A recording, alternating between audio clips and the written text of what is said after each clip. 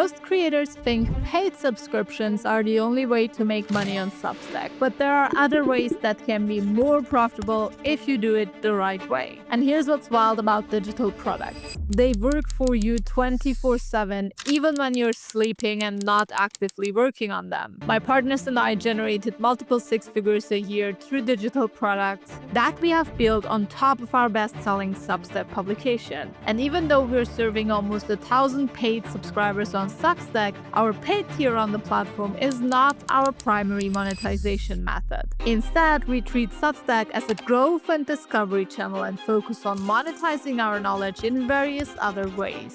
Now let me walk you through 5 monetization models that work on Substack, ordered from lowest to highest earning potential. And then I will show you which one I think you should start with if you are brand new to this. But first, let's talk about why relying only on paid subscriptions might actually be limiting your income. Look, paid subscriptions are great. We are approaching 1,000 paid subscribers ourselves, and that generates solid recurring revenue itself. But here's what I see happening with a lot of Substack creators. They build an audience of free readers, they flip on paid subscriptions, and then they just wait.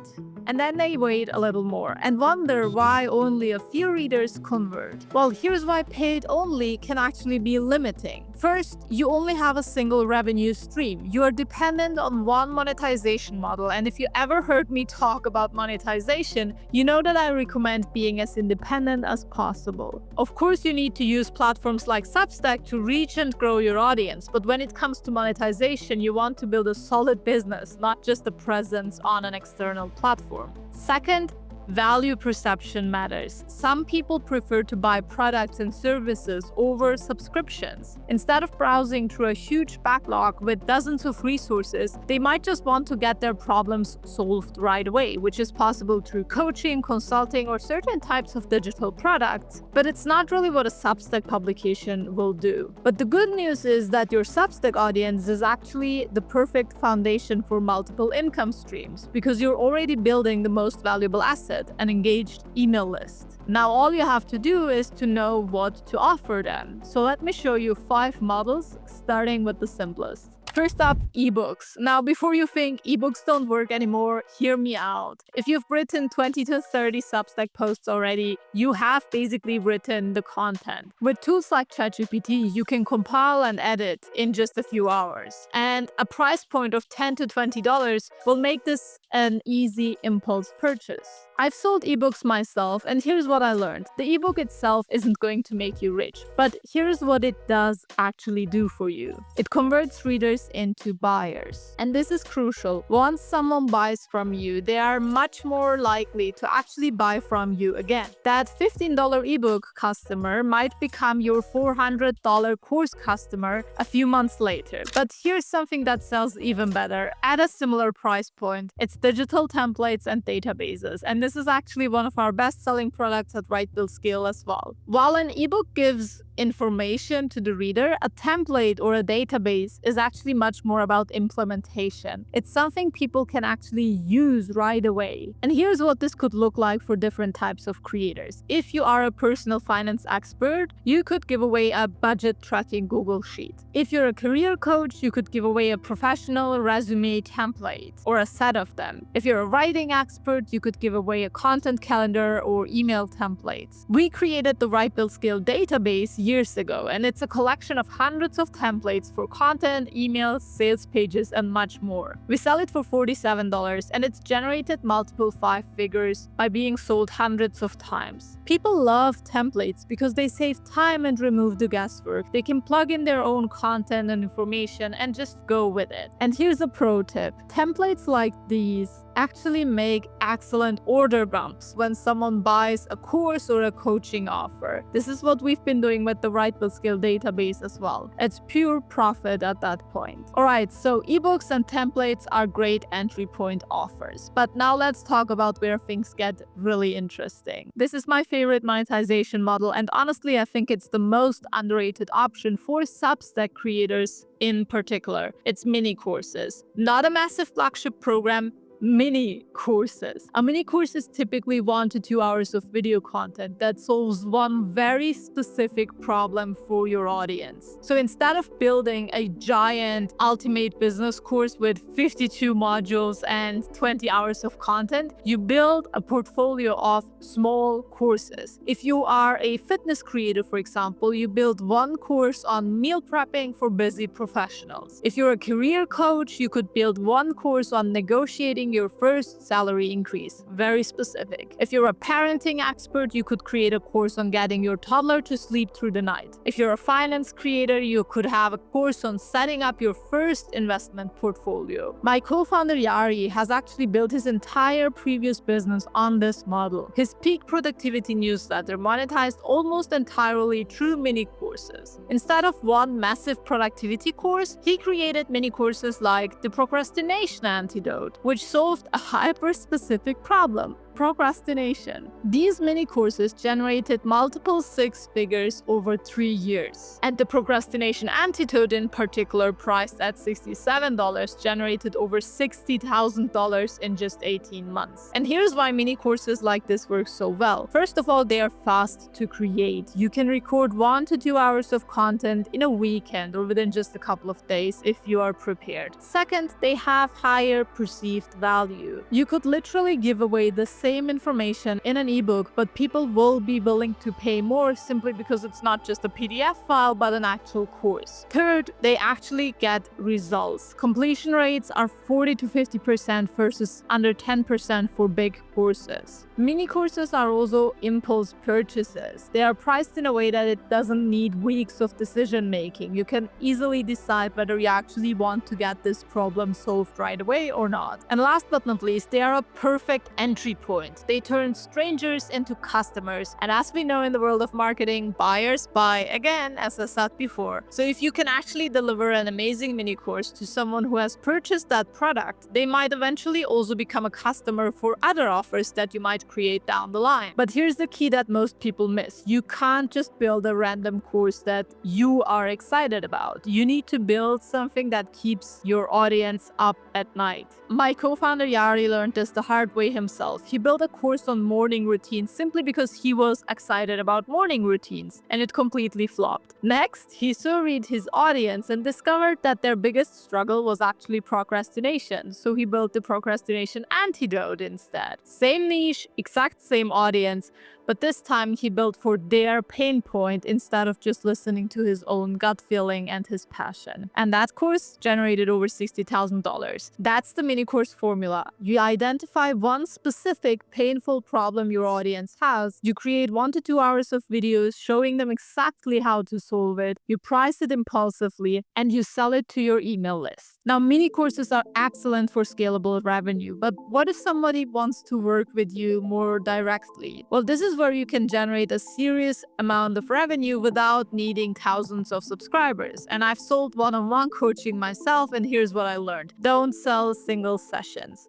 because most people offer something like, pick my brain for an hour, $200. And the truth is that's a really weak offer. The benefit is too abstract, and even if somebody wants to work with you, they're going to second guess whether it's actually worth investing money. Instead, you want to create a transformation-focused program. Give it a title, make it fancy, and actually deliver on the promises. So the wrong way is to do a one-off session, call it the strategy call, and give it away for $200. A better way is to create a transformational program. I could say 0 to 1,000 subscribers in 90 days for $2,500. With a coaching program presented that way, you are selling a clear outcome with a specific transformation and a defined timeline. And here's the paradox. It's actually easier to sell the $2,500 program than the $200 single off session. Because think about it. Finding 12 people to pay $200 equals $2,400. finding one person to pay $2,400 equals $2,400. Well, which one is easier? Obviously, it's finding one serious buyer. And what I like about this model is that you can actually incorporate it into your Substack paid tier really beautifully by using your founding member plan as a one-on-one coaching offer. Now, the downside of one-on-one coaching is that you're still trading your time for money. You can only serve so many clients. Which brings us to the last model, group programs and life cohorts. This is where you guide a small group of people toward the same goal, all at the same time. A program like this usually runs for 4 to 8 weeks. I've run multiple group programs myself, week-long challenges, writing boot camps, full-on programs like Medium Writing Academy and Substack System. And based on my experience, here are the advantages of group programs like these. First, they are more scalable, obviously, than one-on-one coaching, since you can help multiple people at once and you don't have to answer the exact same questions all the time. Second, they have a lower price per person, which makes it affordable for people who really want to work with you but cannot afford the direct one-on-one access. Number three, they can generate higher total revenue and are actually scalable since you're not just trading time for money anymore. And number four,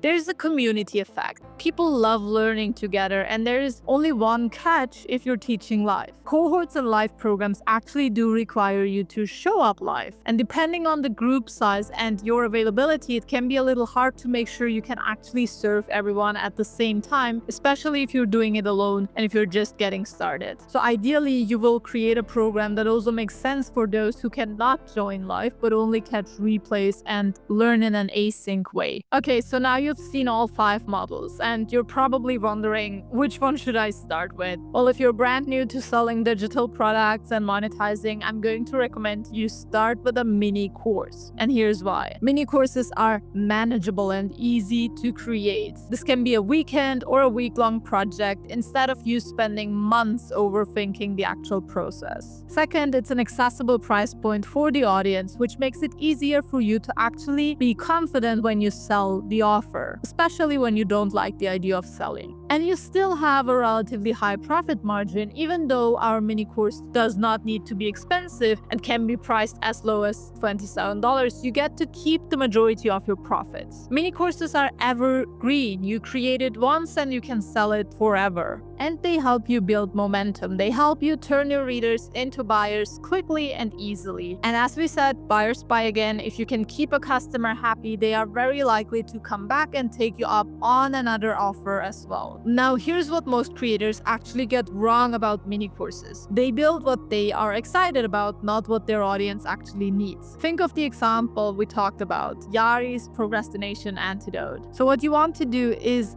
analyze your content. Pay attention to which posts are getting the most comments and questions. You can also survey your audience and directly ask them what their biggest goals and obstacles are. You can also look at your own journey. What problems have you solved that others might be struggling with as well? And last but not least, you can literally talk to your people. DM your most engaged readers and ask questions to learn more about their desires, needs, and pain points. Because the difference between a mini course that makes $500 and one that makes $50,000 is often the topic selection in the first place. You need to find the intersection of something your audience desperately wants to solve, something you've actually done and solved for yourself, and something specific enough to promise a clear outcome. And here's the beautiful thing. You don't need to spend months creating this offer. As I mentioned before, my co-founder Yari launched dozens of mini courses in the past. And in one specific case, he generated 5 figures in revenue in pre-order sales in a weekend before he even created the course. And he wrote an entire case study on how he did it. I'll link the piece in the description box below so you can check it out. Now, if you're watching this and thinking, I want to do this, but I could use some help, we recently opened the doors to our beloved mini course accelerator. It's specifically designed to help you create and sell your first mini course in the next 14 days. Inside the program, we walk you through choosing the right topic people will actually pay for, structuring your course for maximum results, recording your content without expensive equipment, writing a sales page that converts, and launching and making making your first sales. If that sounds interesting, check out the link in the description box below. And if you already have a product and are looking to grow your audience so you can actually make more sales, or if you want to first build your audience, you should check out my complete Substack tutorial so you know exactly how to leverage the platform for maximum visibility. Either way, the most important thing is that you just get started without overthinking and without expecting perfection. Pick one of these 5 models and just get it out there. Your knowledge is worth more than you might be thinking right now, and it's time to turn that into income. Thanks for watching, and I'll see you in the next one.